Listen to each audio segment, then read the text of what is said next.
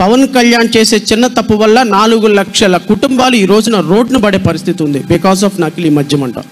జడా శ్రావణ్ అని చెప్పేసి ఒక వ్యక్తి ఉన్నారు. కానీ ఆయన పాపం పవన్ కళ్యాణ్ మీద ఇప్పుడు ఆరోపణలు చేశారు. ఈ ఆరోపణలు ఎందుకు చేయాల్సి వచ్చింది జడా శ్రావణ్ అంటే కనుక జన సైనికులు ఏమంటున్నారంటే,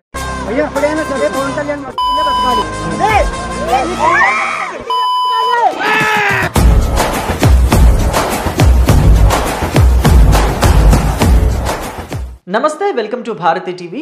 నేను బాపయ్య. గడిచిన 2 రోజుల నుంచి ఒక విషయం ఇంటర్నెట్లో బాగా చక్కర్లు కొడుతుంది.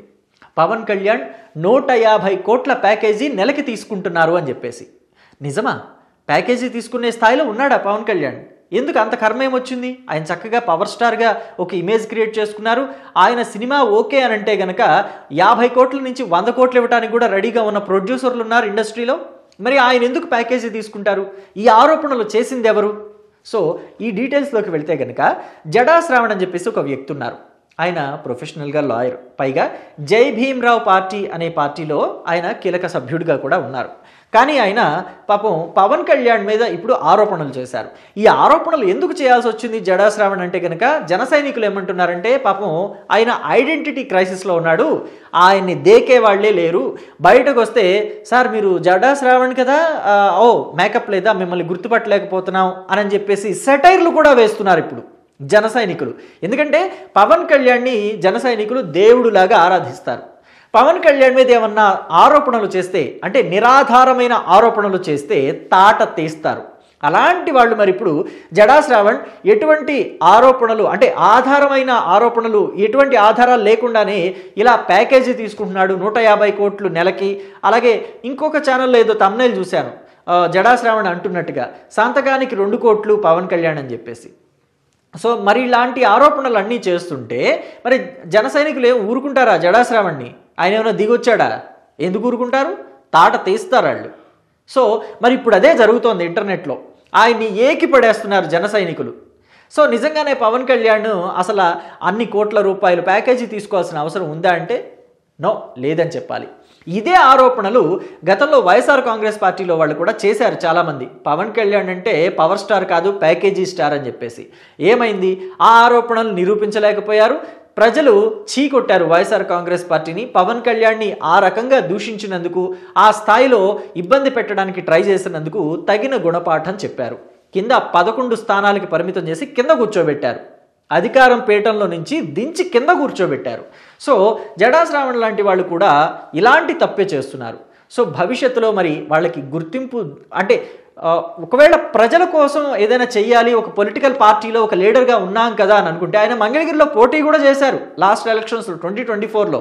సో మరి పొలిటికల్ పార్టీలో ఉన్నాము, ప్రజాసేవ చేయాలి, ప్రజలకి అండగా నిలబడాలి అంటే ప్రభుత్వం ఏదైనా ప్రజా వ్యతిరేక నినాదాలకి, అంటే ప్రజా వ్యతిరేక నిర్ణయాలు తీసుకున్నప్పుడు దాని మీద నినదించండి, అది తప్పు అని చెప్పండి. అలా కాకుండా అసలు ఆధారం లేని కొన్ని ఆరోపణలు చేసి అబాసు పాలవటం దేనికి? పవన్ కళ్యాణ్కి ఏమన్నా అవసరం ఉందా? ఇప్పటికి కూడా ఆయన ఓకే అంటే డేట్స్ తీసుకోవడానికి ప్రొడ్యూసర్లు క్యూలో నిలబడతారు. పైగా జన సైనికులు కూడా ఆ పార్టీ కోసం ఎంత కష్టపడుతున్నారో మనం చూస్తున్నాం. సో అలాంటిది పవన్ కళ్యాణ్ వెళ్ళి ప్యాకేజీ తీసుకుంటాడా? సో పవన్ కళ్యాణ్ని జన సైనికుల్ని కాసేపు పక్కన పెడితే ప్రభుత్వం ఊరుకుంటుందా? ఈ విషయంలో ప్యాకేజీ తీసుకుంటాను, నాకు ఇంత అమౌంట్ కావాలని డిమాండ్ చేస్తే ఖచ్చితంగా ఏ ప్రభుత్వం ఊరుకుంటుంది?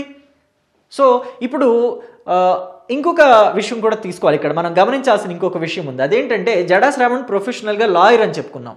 సో మరి ఎవరైనా ఒక వ్యక్తి మీద ఆధారాలు లేని ఆరోపణలు కనుక చేస్తే వాళ్ళు ఏం చేస్తారు? సూట్ ఫైల్ చేస్తారు, డెఫర్మేషన్ సూట్ అంటారు.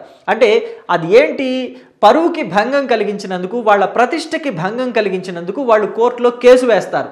ఆ కేసు వేస్తే కోర్టు ముట్టికాయలు వేస్తుంది.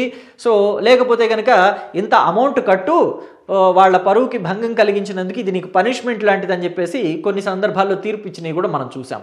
సో ఇప్పుడు జన సైనికులో లేకపోతే ప్రభుత్వమో జడా శ్రావణ్ మీద కోర్టులో కేసేస్తే పరిస్థితి ఏంటి? ఆరోపణలు చేయొచ్చు, ఖచ్చితంగా రాజకీయాల్లో ఆరోపణలు చేయొచ్చు, కానీ ఆధారాలు ఉండాలి. నిరాధారమైన ఆరోపణలు చేస్తే చిక్కుల్లో పడతాము అన్న విషయాల్ని గతంలో మనం చూసాం. ఇక్కడ కొండా సురేఖ కూడా తెలంగాణలో కొన్ని ఆరోపణలు చేశారు.